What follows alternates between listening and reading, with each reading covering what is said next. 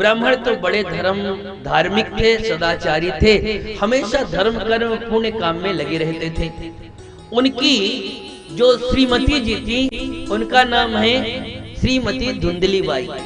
जैसा नाम यथा नाम तथा गुण, जैसा उनका धुंधली बाई नाम है वैसे उनके काम भी थे। उनका काम क्या था? लोक वार्ता रता क्रूरा प्रायशो बहुजल्पिका, हमेशा दुनियादारी के प्रपंचों में डूबी रहती थी, लगी रहती थी। सूराचा गृहकृत्येषु, परंतु घर का काम करने में गृहस्थी की सामग्री, जिसको आप कंजूस कह लो एक नंबर की। लोक वार्ता रता क्रूरा प्रायशो बहुजल्पिका सूराचा गृहकृत्येषु कृपणा कलह प्रिया, ये इनके गुण हैं। घर के काम करने में निपुण थी और कंजूस भी बहुत थी, और कला अगर एक शब्द बोलो तो 4 शब्द लगातार कह के नॉन स्टॉप सुनाती थी। कलह प्रिय, इधर उधर की बात करने में उनका मन बहुत लगता था। ये उनके गुण हैं।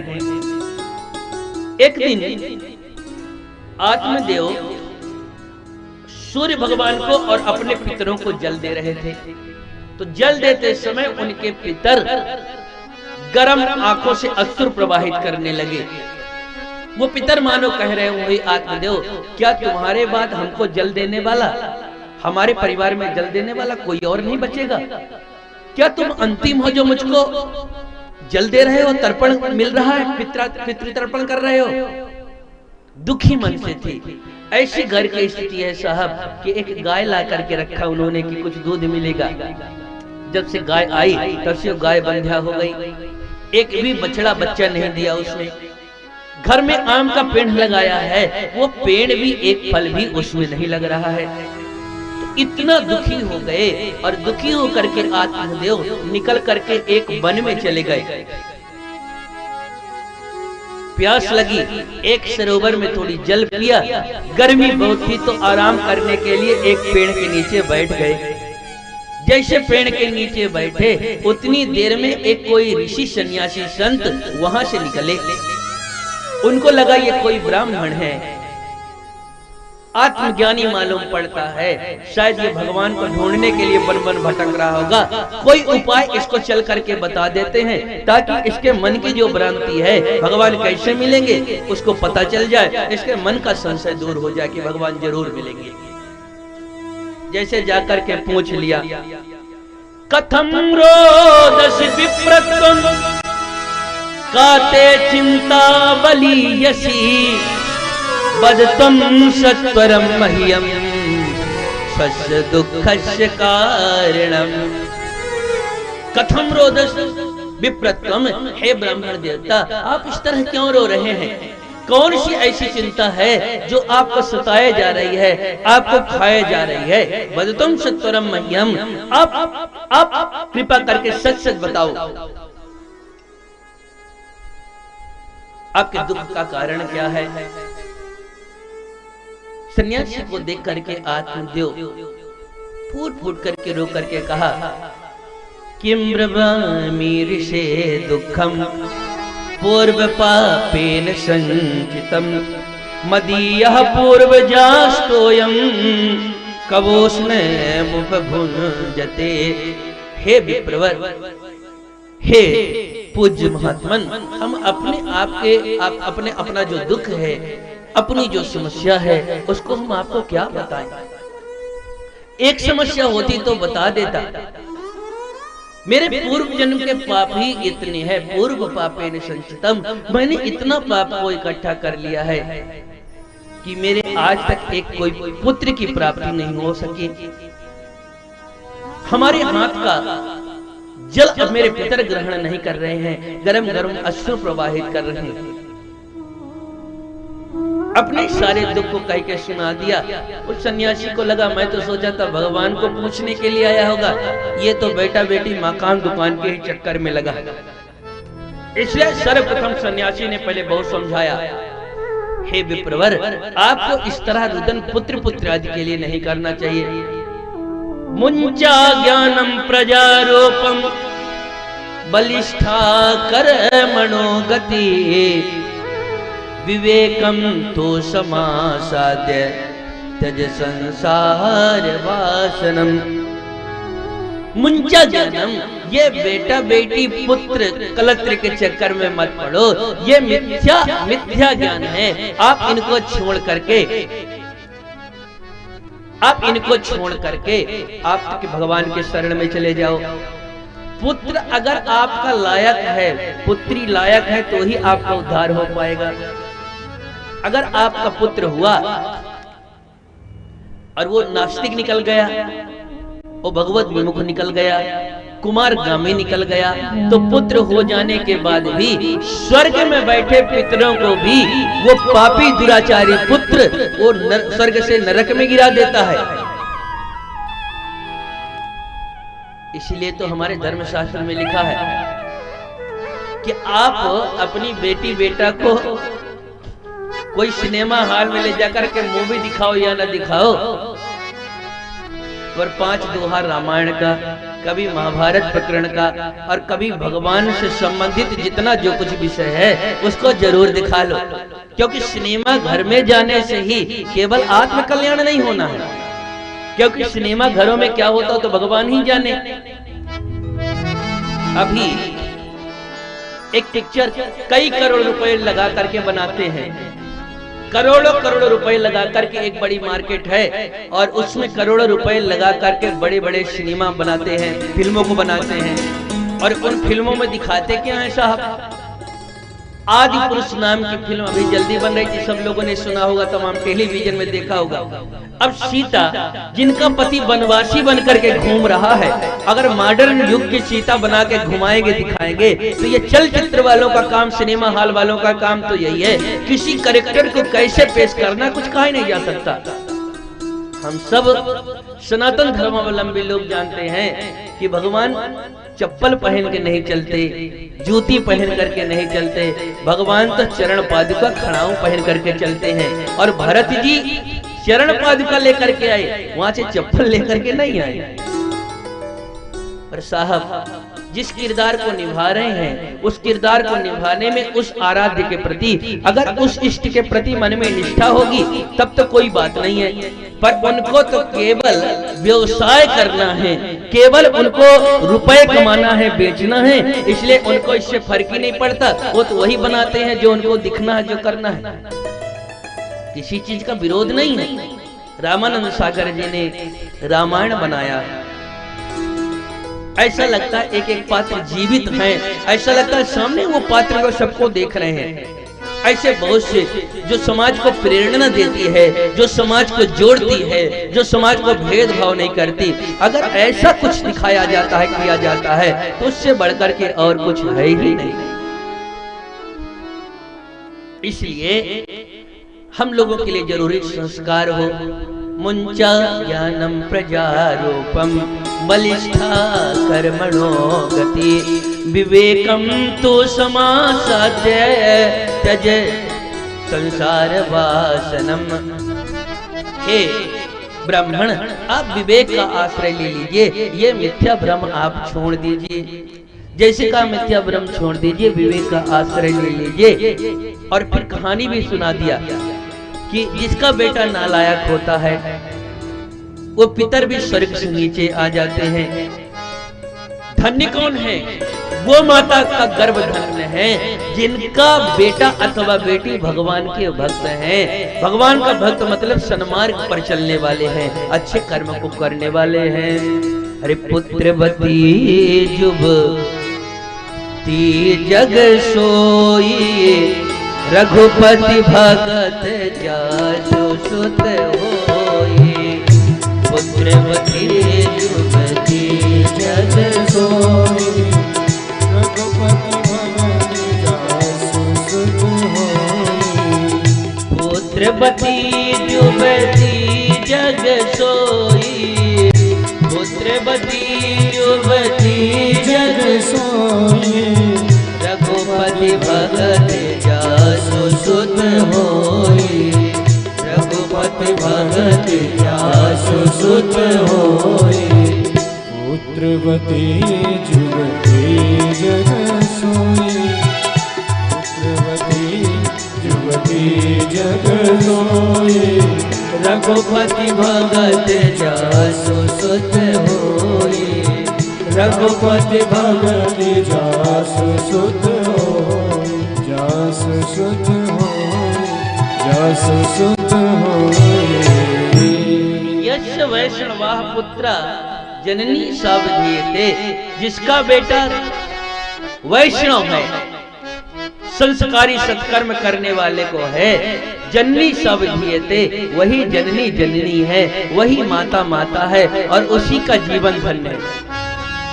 अवैष्णवा सता पुत्र जननी सुकरी समा, अगर आपका पुत्र भगवत भक्त नहीं है तो एक बेटा नहीं, आप 100 बेटा प्रकट पैदा कर दीजिए, पर उस माता को माता गिना ही नहीं, उनको कहा वो जननी जली नहीं है, वह सुकरी के समान है, जो अपनी माँ के जवानी रूपी पेड़ को काटने के लिए वो कुल्हाड़ी के समान बेटा बेटी पैदा हुए हैं। उस माँ की जवानी को नष्ट करने के लिए वो केवल बेटा बेटी उत्पन्न हुए हैं, वो पुत्र पुत्री हैं ही नहीं साहब।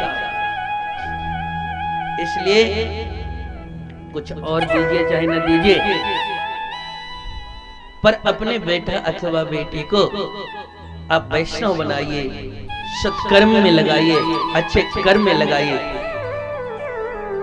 उदाहरण दिया, सगर के तो 60,000 पुत्र थे, क्या हुआ? सब कपिल मुनि के कोप से जल करके भस्म हो गए। चित्रकेतु के घर में इतना कला हुआ, अन्य नारियों ने रानियों ने मिलकर के ही जहर दे दिया। तो पुत्र अच्छा हो तो ही कल्याण हो सकता है। इसलिए त्यज संसार वासनम, संसार से मोह माया छोड़ दीजिए। और बाद में यह भी कह दिया, हे विप्रवर, हे ब्राह्मण देवता, एक जन्म की बात क्या कहें, मैंने आपके प्रारब्ध को देख लिया है। शृणु विप्रेमया त्वाद्य प्रारब्धम तो विलोकितम, सप्ता जन्मावधि तब पुत्रो नैव च नैव च। आप एक जन्म की बात क्या कहें, आपको पूरे 7 जन्मों तक कोई एक भी बेटा होने का कोई चांस ही नहीं है। आप एक भी बेटा बेटी को मुंह नहीं देख पाओगे। आत्मदेव ने कहा, महाराज आपने मेरे प्रारब्ध को देख लिया, मुझको 7 जन्मों तक कोई बेटा बेटी नहीं मिलेगा। जब आप इतने सामर्थ्यशाली हैं कि मेरे 7 जन्मों के प्रारब्ध को देख सकते हैं, जब इतना सामर्थ्य आप में है तो एक बेटा मुझको तो आप दे ही सकते हैं। इसलिए या तो आप हमको एक बेटा दे दीजिए, नहीं तो आपके देखते देखते ही हम इस पत्थर पर अपने सर पटक के अपने प्राणों को दे देंगे और आपको ब्रह्महत्या का पाप लगेगा। अब वो सन्यासी बेचारे सोचने लगे, अच्छा झंझट में पड़े, खामो खाम निकल के जा रहे थे, अब इन ब्राह्मण देवता के चक्कर में न जाने क्या करना पड़ेगा। उन सन्यासी ने एक फल दिया और फल दे करके कहा, इस फल को ले जाकर के आप अपनी पत्नी को देना, शुद्धता पूर्वक इस फल को प्रसाद के रूप में ग्रहण करेगी तो जरूर उसको पुत्र की प्राप्ति होगी। आत्मदेव फल को लेकर के आए, अपनी श्रीमती धुंधली बाई को बोले, देवी संत महाराज जी ने कृपा करके दिव्य फल दिया है, आप इसको ग्रहण करो, आपको पुत्र रत्न की प्राप्ति जरूर होगी। धुंधली बाई ने कहा, महाराज इतने बड़े महापुरुष का प्रसाद है, अब बिना नहाए धोए प्रसाद छोड़ ही पाएंगे, आप प्रसाद रख दीजिए, मैं स्नान करके प्रेम पूर्वक प्रसाद पाऊंगी। कह दिया कि प्रसाद तो पाऊंगी, पर प्रसाद उसने पाया नहीं। आत्मदेव सीधे साधे बेचारे वो तो वहां से चले गए। धुंधली बाई मन में विचार करने लगी कि अगर फल खा लिए, प्रसाद को पा लिए फल को, तो कहीं सचमुच हम गर्भवती हो गए तो क्या होगा। पहले तो कहीं फल खाने से कोई गर्भवती होती है तो मुझको तो विश्वास ही नहीं है, पर कदाचित फल को खा लिया मैंने और प्रसाद को पाने से मैं गर्भवती हो गई, तो फल भक्षीण गर्भास्यात् गर्भेणोदर वृद्धिता स्वल्प भक्षम ततो शक्तिर गृह कार्यम कथम भवेत। उन्होंने कहा, धुंधली बाई कहती, फल भक्षीण गर्भास्यात्, फल को पाया और मैं गर्भवती हो गई, जब मैं गर्भवती हो जाऊंगी तो मेरा पेट बड़ा हो जाएगा। और पेट जब बड़ा होगा, बच्चा पेट में रहेगा तो ज्यादा खाना पीना भी है, भोजन प्रसाद भी नहीं पा पाएंगे, और जब भोजन प्रसाद कम पाएंगे तो कमजोरी तो जरूर आएगी, और जब कमजोरी आ जाएगी तो गृह कार्यम कथम भवेत, घर का काम कैसे होगा, ऐसे मन में तरह तरह के विचार करने लगी। धुंधली बाई सोचती है कि अगर घर का काम नहीं कर पाएंगे तो फिर ननद रानी को बुलाना पड़ेगा, ननद रानी आएंगी तो काम तो करेंगी, हम तो देख नहीं पाएंगे, तो ननद रानी इधर का सामान उधर ट्रांसफर करेंगी, कुछ पता भी नहीं चल पाएगा। फिर सोचती है कि मान लीजिए कभी ऐसा हो गया कि गांव में आग लग गई, तो गांव में आग लग गई तो बाकी जो गर्भवती औरतें नहीं हैं वो तो सबसे सब भाग जाएंगी, पर पलायेद गर्भणी कतम, गर्भवती स्त्री भला कैसे भाग पाएगी, हम तो जल करके ही मर जाएंगे। इस तरह से न जाने हजारों उल्टे सीधी बात सोचने लगी। दैवा घाटी ब्रजेत ग्रामे पलायेद गर्भणी कथम, ऐसे मन में विचार करके सोचने लगी। और बोली, फिर बाद में सोचती है कहीं सुखदेव स्वामी जैसे 12 साल तक मेरे गर्भ में ही रह गया, वो बेटा अथवा बेटी बाहर ही नहीं आया तो मैं क्या करूंगी, 12 वर्ष तक तो मेरा जीवन तबाह हो जाएगा। और अगर मान लो बेटा बेटी हो भी गया तो लालने पालने दुखम प्रसूत आयास बरतते, लालन पालन में कितना परिश्रम करना पड़ता है, कितनी मेहनत करनी पड़ती है। अरे राम राम, एवं कुतर्क योगे न तत्फलम नहीं भक्षितम, इतना उल्टे सीधे कुतर्क करती रही और उसने उस फल को पाया ही नहीं। उसकी दूर की कोई बहन थी, उसके 11 बच्चे हो गए थे, 12वां दर्जन वाला पूरा होने वाला था, क्रिकेट की पूरी टीम बनने वाली थी, वो आ गई, बड़ी दुखी थी। उसने सारी बात बताया पड़ोसन को, अपनी उस बहन को, कि बहन एक महाराज जी ने प्रसाद दिया है, इस आम के फल को पाने से मैं गर्भवती हो जाऊंगी, ऐसा संत ने कहा है। उन लोगों ने मुस्कुरा के व्यंग करके कहा, अरे बहन, कहीं फल खाने किसी को बेटा बेटी होता है क्या, पर तुम्हारे स्वामी तो बड़े सीधे साधे हैं, तू एक काम कर, इस फल को, ये तुम्हारी गाय है ना, इसको दे दे और परीक्षण कर लो एक बार, अगर गर्भवती तू हो सकती है तो गाय भी हो सकती है, इस फल को तो इसको दे दो, और मेरा ये जो मैं गर्भवती हूँ, मेरा ये बच्चा होने वाला है ना, देखो हमारे पास निर्धनता बहुत है, ज्यादा धन नहीं है, तो तुम थोड़ा सा धन हमारे पति को दे देना और बदले में ये मैं बेटा अपना तुमको दे दूंगी। धुंधली बाई को लगा हाँ ये ठीक है, हमको तो यही करना चाहिए। तो जो फल था वह तो गाय को दे दिया और झूठा गर्भवती होने का नाटक करने लगी धुंधली बाई। समय बीतता गया और एक समय ऐसा आया कि उसकी बहन का बेटा हुआ, उसने ले जाकर के धुंधली बाई को दे दिया। धुंधली भाई ने आत्मदेव को कहा कि मुझको पुत्र रत्न की प्राप्ति हो गई है। अब आत्मदेव तो फूले नहीं समा रहे हैं, जगह जगह खुशी का जश्न मना रहे हैं। पहले तो जश्न मना ही रहे थे, तब तक में तो गाय ने भी एक सुंदर पुत्र का जन्म दिया। ऋषि के प्रसाद से उत्पन्न हुआ था, उस ऋषि प्रसाद से उत्पन्न गाय के पेट से एक सुंदर बालक का जन्म हुआ। सर्वांग सुंदरम दिव्यम निर्मलम कनक प्रभम, सुंदर पुत्र गाय के पेट से उत्पन्न हुए, इसलिए उनका कान जो है ना गौ के समान कान था, इसलिए उनका लोक में नाम गोकर्ण पड़ा है। बधाई बाज रही है चारों तरफ, खुशी की लहर छा करके रखी है। आत्मदेव इतना प्रसन्न थे, आत्मदेव ने कहा देवी मैं अपने पुत्र का नाम अपने से मिलता जुलता रखूंगा, मेरा नाम आत्मदेव है तो मैं अपने पुत्र का नाम परमात्मा देव रखूंगा। धुंधली बाई ने कहा वाह महाराज, 9 महीना गर्भ में हम ढोए और नाम रखना हो तो आप अपने से मिलता जुलता रखोगे, मेरा बेटा है तो नाम तो मैं ही रखूंगी। तो इसका नाम था धुंधली बाई, इसने अपने बेटे का नाम रख दिया धुंधकारी। जो लोग कहते हैं महाराज हम तो अपने बेटी को अथवा बेटा को चिंकी पिंकी चिंटू मिंटू कुछ भी रखते रहते हैं, उनको इस बात को समझना चाहिए कि नाम कभी भी रखना है तो भगवत नाम से संबंधित ही कोई न कोई रखना है। यथा नाम तथा गुण है, व्यक्ति का जैसा नाम होता है कुछ न कुछ गुण उसके अंदर आ ही जाते हैं। अब बताओ, अभी जब प्रसंग आएगा तो मैं निवेदन करूंगा छठम स्कंध में जो अजामिलोपाख्यान की कथा है वो वास्तव में भगवान के नाम की महिमा नहीं है, क्योंकि पुत्रम नारायणात् भयम है। वह तो अजामिल अपने पुत्र को बुला ही नहीं रहा है, वो भगवान को तो बुला ही नहीं रहा, वह तो अपने पुत्र को बुला रहा है। पुत्रम नारायणात् भयम, यमदूतों से भयभीत होकर के उसने अपने पुत्र नारायण को बुलाया। पर नारायण नाम निकला तो भगवान के पार्षद आ गए, यमदूतों को मार के भगा दिया। तो जो लोग अपने पुत्र का भगवत नाम संबंधी नाम रखते हैं, कोई राघव रखा है, कोई कृष्ण रखा है, कोई गोपाल रखा है, जो भगवत नाम संबंधी नाम रखे हैं, तो कैसे कल्पना कर सकते हैं कि बार बार भले पुत्र का नाम आप स्मरण करें पर पुत्र के ब्याज से ही सही भगवान का नाम स्मरण तो होता है ना। अगर भगवान का नाम स्मरण होगा तो अग्नि को चाहे जान करके हाथ डालिए, अग्नि को आप छुइए, अनजाने में छुएंगे तो अग्नि नहीं जलाएगी क्या?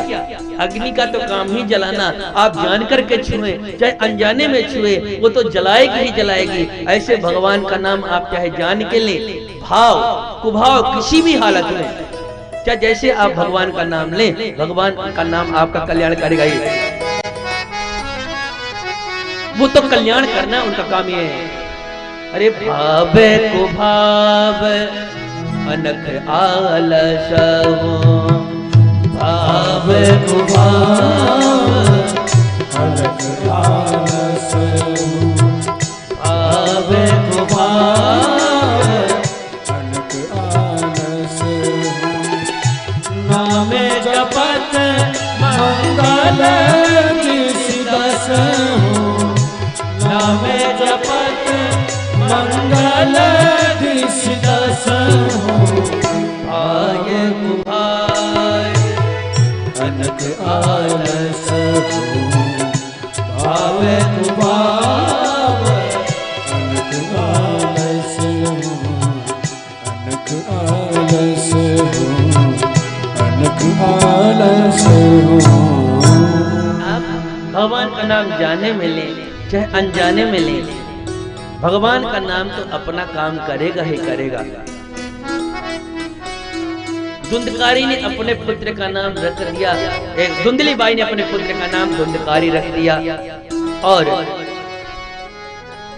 गोकर्ण जी जो गौ के पेट से पुत्र उत्पन्न हुआ था उसका नाम उन्होंने गोकर्ण रख दिया। अब देखो, जो कहते हैं कि नाम से क्या फर्क पड़ता है महाराज, उनको सीख लेना चाहिए। कियत कालेन तौ जातौ तनयौ तरुणो बुभौ, गोकर्णो पंडितो ज्ञानी धुंधकारी महाखला। समय धीरे धीरे बीतता गया तो जो व्यसन से उत्पन्न हुआ था, जो अनेक प्रकार के विषय वासना से उत्पन्न हुआ था, वो पुत्र का नाम है धुंधकारी।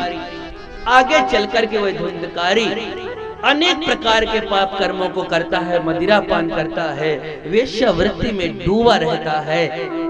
और जो ऋषि के प्रसाद से, संत के प्रसाद से पुत्र उत्पन्न हुए, गोकर्णो पंडितो ज्ञानी, वह महान पंडित, महान भगवान के भक्त बन गए। धुंधकारी आत्मदेव ने जो खून पसीने की कमाई से जो धन संपत्ति बनाया था उनसे जुआ खेलता है, गणिकाओं को लुटाता है, मदिरा पान करता है, सारा धन लुटाना चालू कर दिया। और जिस पुत्र सुख के लिए निरंतर लगे रहते थे आत्मदेव, अपने उस दुराचारी पुत्र के कारण उनकी आत्मा चित्कार कर बैठी। ठीक ही सन्यासी ने समझाया था कि ऐसे पुत्र के तो न होने से अच्छा है।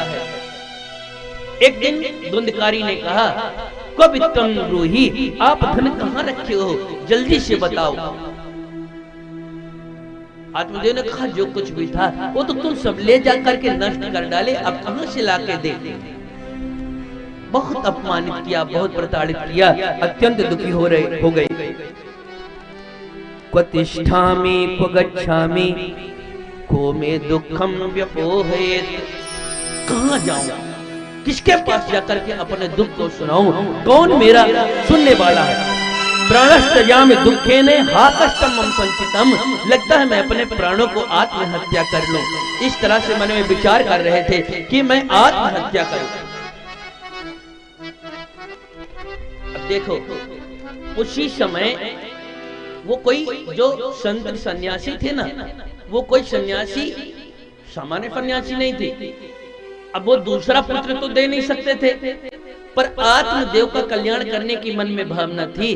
तो जो पुत्र रूप में आया था कोई और नहीं आया था, आत्मदेव को कल्याण करने के लिए कुछ आचार्य गण ऐसा कहते हैं वो सन्यासी ही गोकर्ण के रूप में आए हुए थे।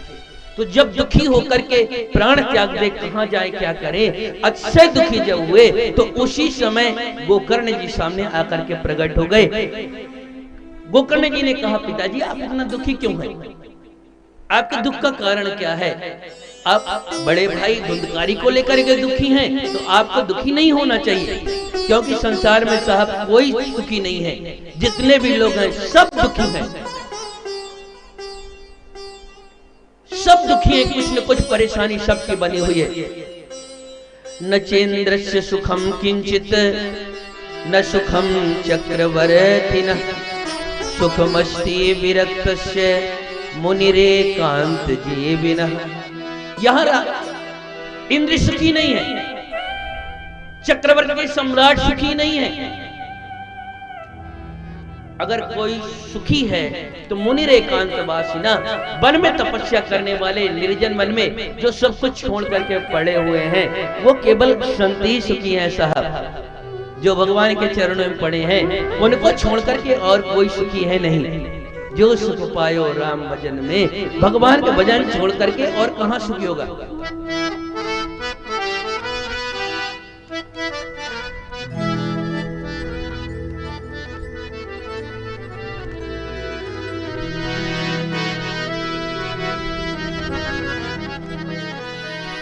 सुखी कोई है तो कौन है, मुनि एकांत जीवन।